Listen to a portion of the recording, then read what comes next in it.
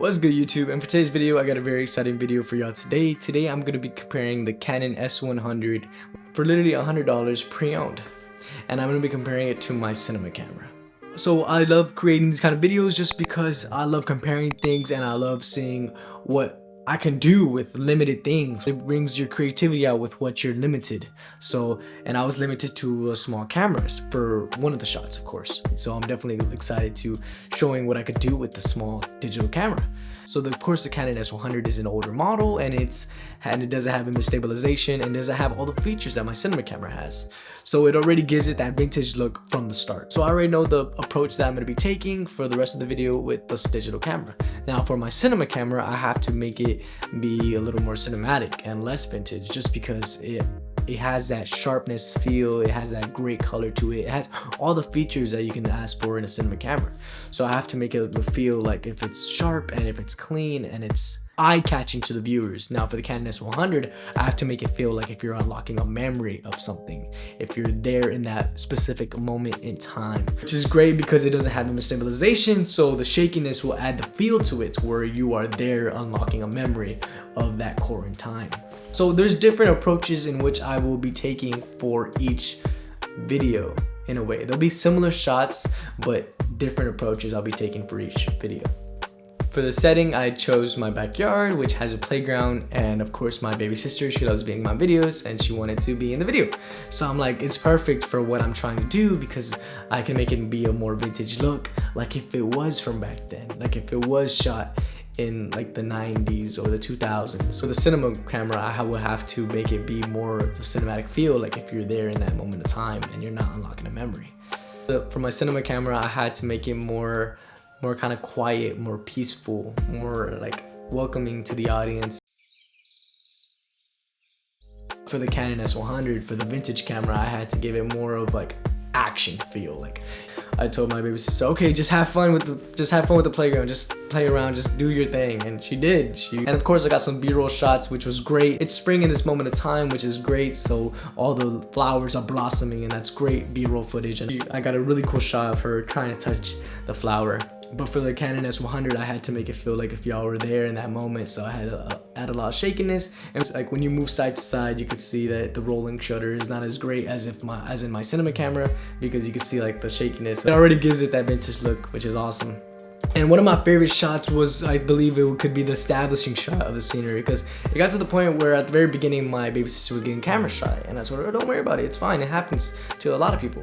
So what I told her is just, okay, but I got a really good idea, because what we were working with is, I love working in, especially for a vintage style shoot, I love working in the golden hour, the sunset vibes, or the sunrise, either or. But we had that nice orange harsh light pointing at us from a direction.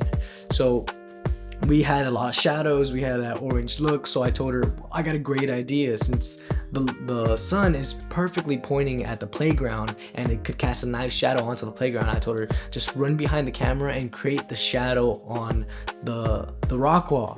And it did. It created a really good shot, which I believe would come out really amazing and it'll look super great in the final shot. So it did.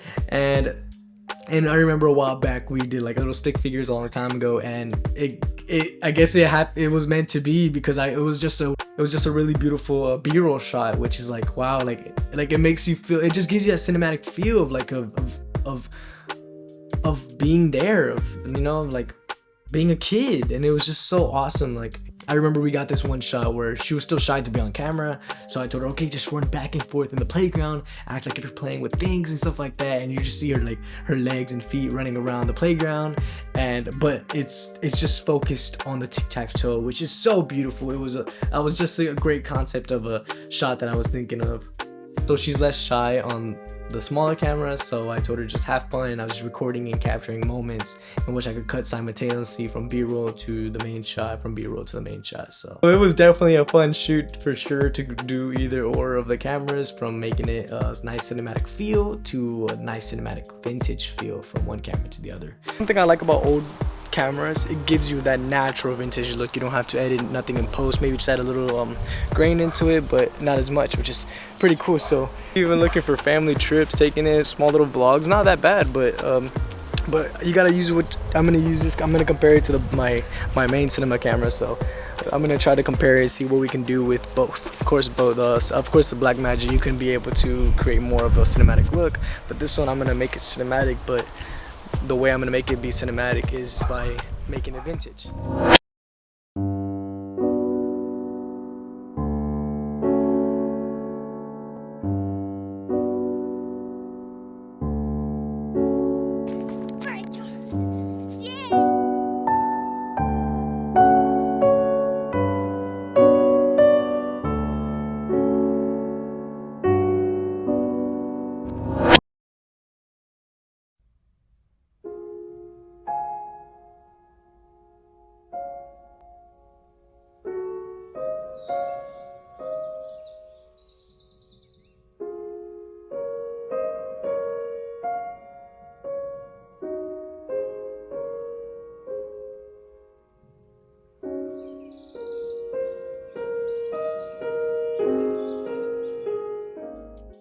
You gotta work with what you got. At the end of the day, that's the moral of the story. Work with what you got, and unless you're Christopher Nolan and you don't have a budget, or Michael Bay and you don't have a budget, and you could just create very beautiful images and have explosions in your movie, like this one.